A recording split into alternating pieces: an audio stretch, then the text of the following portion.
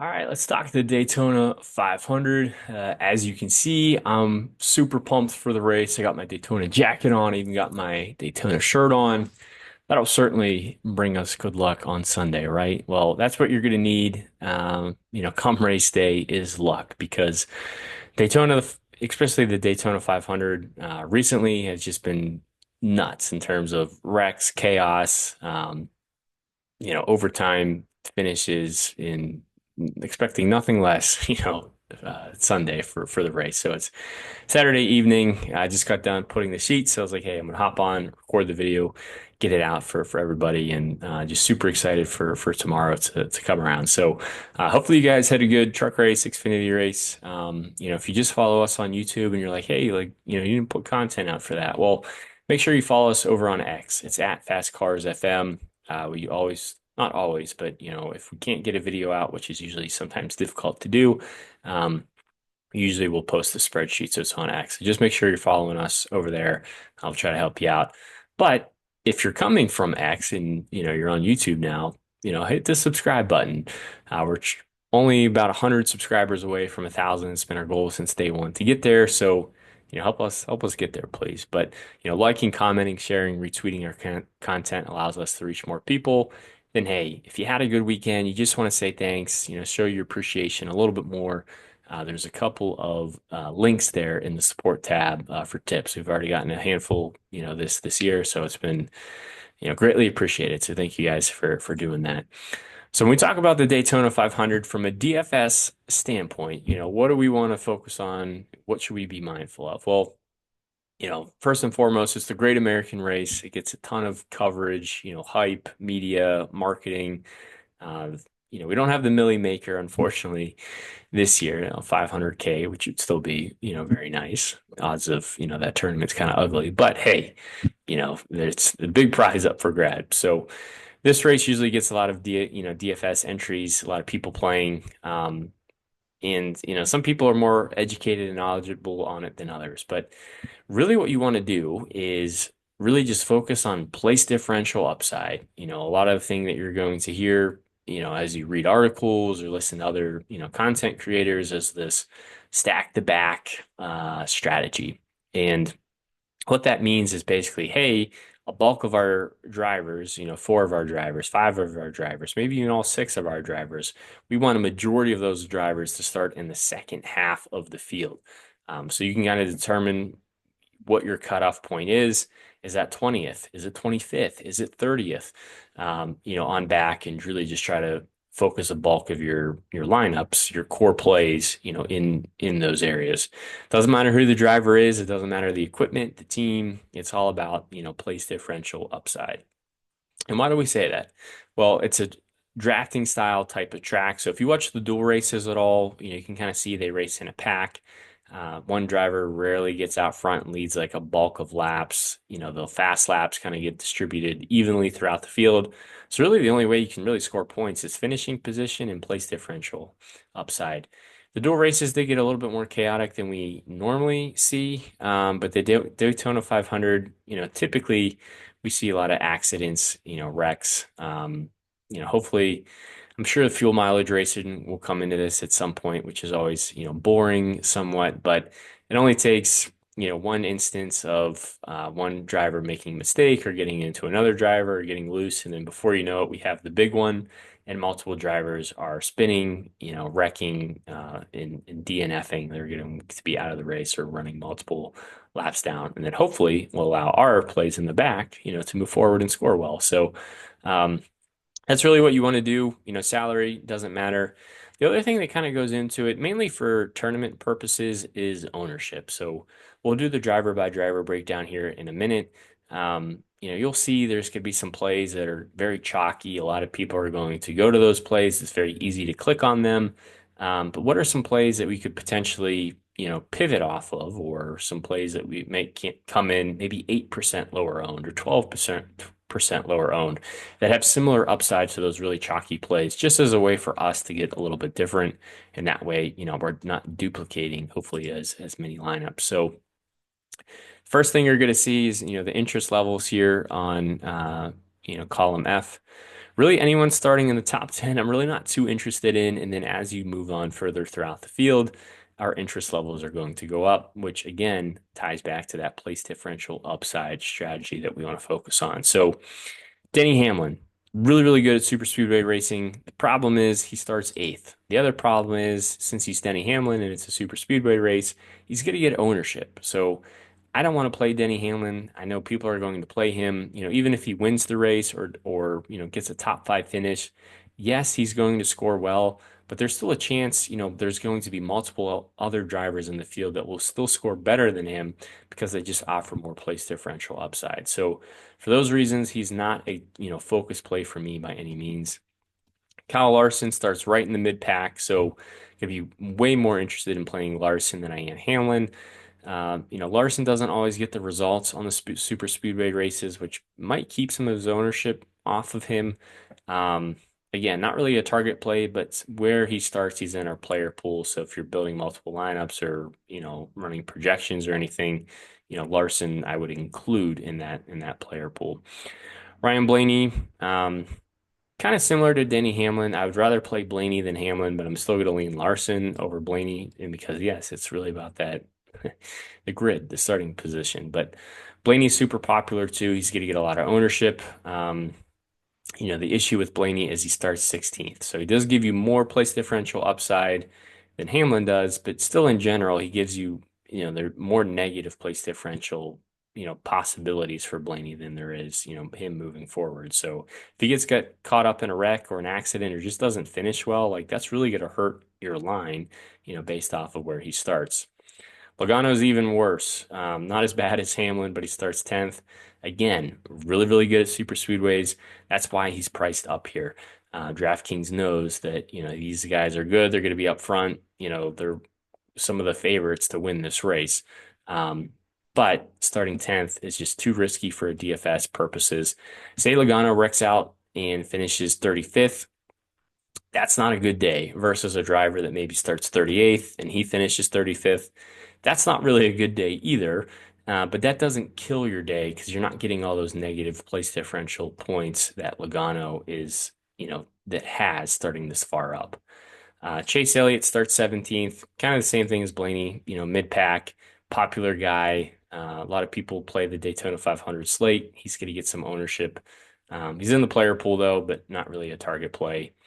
Kyle Busch, kind of the same thing, with Larson that we just talked about, right in the middle of the pack. It's a little bit more of a tournament play, but as we start getting further back in the field, the Larsons of the Bushes, we start trending that way, our ownership starts getting up. So I'd rather play Larson and Busch than I would Blaney, just based off of the starting position again. So Keselowski, probably going to be the highest owned play on the slate. He starts 34th, pretty good on these track styles. Um, there's a lot to like. He's going to project super well. He's going to get a ton of ownership. He's going to be super popular in cash games. I would be surprised if he isn't the highest owned, guy in cash games. Even tournaments, he'll probably be the highest owned guy in tournaments. Um, so I'm not saying don't play him for any means, but start thinking of, hey, if so many people are playing Brad Keselowski and I want to, get a little bit different, who are some guys I could potentially pivot to that might start two or three spots either further ahead or maybe even further back that don't have that same equipment level or that name recognition, but kind of start in that same area. Like that's a really good way to get some leverage. But Brad Keselowski is going to be, very high interest for me regardless. William Byron. If you haven't figured it out by now, I'm a Jeff Gordon fan, so of course I'm going to root for Byron. Love his paint scheme, but just because I'm a fan of his doesn't mean I want to play him in DFS this weekend. He starts fifth, just not a lot of upside there. Chris Buescher, kind of the same thing. Starts sixth, too much downside, not a lot of upside starting sixth. Could have a great day, but DFS wise, there's not a lot to like there. Christopher Bell, kind of the same scenario as Larson and Busch, mid pack. Probably not going to see a ton of ownership, a little bit more of a tournament play, could kind of go either way. So I'm not eliminating him from the player pool, but I'm not, I'm not targeting him by any means. Bubba Wallace, I was high on him for the dual races. He won, and now I'm no interest for him in the Daytona 500. You could be like, well, Andrew, how could you do that? It's the same track. He literally just won. Well, the problem is he starts third now. So again, he gives you just no place differential upside, and that's really what the goal is, and the focus is, and the attack, the strategy is trying to just maximize the place differential upside points that we can get, and he doesn't do that. Tyler Reddick starts 11th, probably going to be one of the lower owned plays on the slates. So if you're trying to get aggressive, risky, your chances of cashing are very low. But if Reddick has a good day, it's a good way to jump ahead of some other lineups. Maybe you could plug him in if you're doing 150 max, or maybe a lineup or two if you're 20 maxing. But otherwise, not really a lot to like there. Do like Ryan Preece a lot. Starts 27th, so this is kind of right around the range where our interest level goes up to high. My cutoff point is really 25th on back is usually who I'm focusing on. So Ryan Preece falls into that category because he starts 27th. He's in a lot better equipment this year too. Brad Keselowski and Chris Buescher are his teammates. They're both really good on the super speedway. So if they can link up, work together, maybe if there's green flag pit stops, they can sync up and work together that way. I think that's going to benefit him. Bowman's probably going to be another really popular play, just like Brad Keselowski. He starts 38th, so pretty much dead last. Um, Good team, good car, a lot of teammates to work with. He has a lot of experience on these track types, so he's going to project really well. Ross Chastain, just not really getting there because he starts ninth. Let me scroll down a little bit here. And then Chase Briscoe and Austin Cindric, no interest at all. Why? Hey, they locked in on the front row. Their cars are super fast. Yeah, they're super fast. They could run, 498 miles and be out front and then get involved in a wreck, coming to the white flag, and then they could both finish like 28th or 29th or 30th or something. And they're going to lose all that place differential points and really just completely tank your line. So way too much risk involved with both of them. I do not want to go there. Todd Gilliland, you can kind of throw in the same category as Tyler Reddick. Like, again, if you're wanting to be aggressive, maybe sprinkle them in a few lineups here and there. Sure. Otherwise, starting 14th, there isn't really too much to like there. Josh Berry, I like a lot. Starts 29th, kind of like Ryan Preece. Starts in the second half of the field. Not as popular as going to be, the Bowmans, the Keselowski, some other plays that we'll talk about, but still gives you a lot of place differential upside. So he's a good option to pair with those plays or a nice pivot play to go to. And you're not really sacrificing that much in terms of place differential upside. Stenhouse is your Daytona, 500 winner from 2023. We've seen him win on, other super speedway style racetracks. So he's pretty good on these track types. He always starts deep in the field too. So this is nothing new to him. Going to be a pretty popular play. Ty Gibbs starts 23rd, kind of right in that cut line before we're really starting to get interested. So he's still in the player pool, not really a target play for us, but I'll probably be over the field, Gibbs compared to, the rest of the people that are playing, but more of a tournament option. And then Suarez and Truex going to be very popular cash games, just like Bowman and Keselowski. And for the similar reasons, they're in, good cars, good teams. They start deep in the field, good drivers. They're going to project well. Like, they really just need to finish this race, and top 20 ups, top 20 finish is very doable.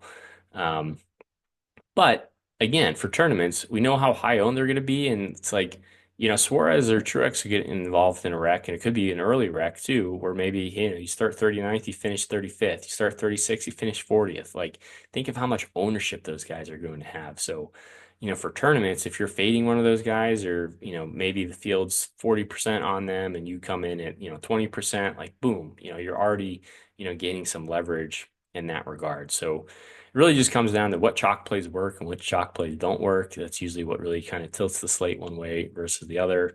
What low owned plays make it through all the wrecks.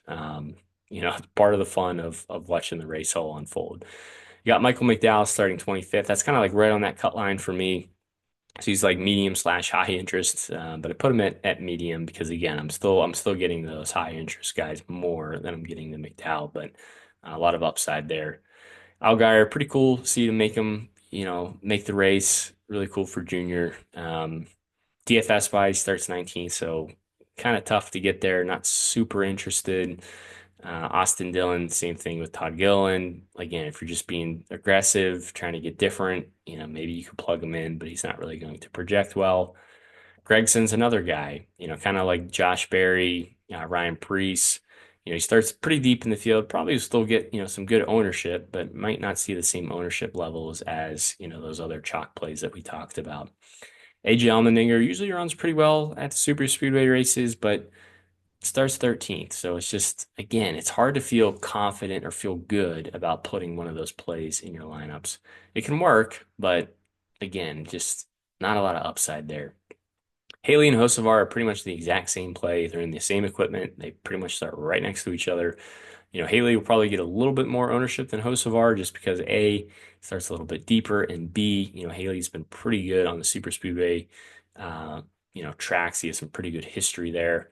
Eric Jones, we thought he won the dual race, and then of course, classic NASCAR with controversy, especially with the finishes and caution lights, and will they throw the caution? Will they not throw the, all that stuff is already back. So, NASCAR is back in that regard. But same thing as Bub Wallace. We're high on him for the dual races, but because he got a good finish, they're not really wanting to go there for the 500. Scroll down a little bit more here so you guys can see. SVG starts 26th. Not a ton of experience on these track types, but again, doesn't really matter too much. It's really just about the starting position. He starts in the second half of the field. So he's in play. He's not like a target play of these guys that kind of start further back in the 30s, but there's a lot of upside there. Cole Custer, I'm going to be very interested in as well, kind of for the same reasons as Gregson and Preece. Might not see the same level of ownership as, some of those other plays, but he starts in, deep in the field with a lot of place differential upside. Herbst is right there with McDowell and SVG around that, right on that cut line of 25th. So in play, a little bit more of a tournament play, but probably going to be over the field ownership wise on those kind of cut line plays from like 23rd to 26th. Elio Castroneves makes it in with the provisional, so kind of the first time NASCAR is doing this to kind of have a 41 car field, which is great. Love to see it get back up to 43, hopefully in someday. But he's looking to rebound. He starts DFL. He literally cannot lose you any points. He can only move forward.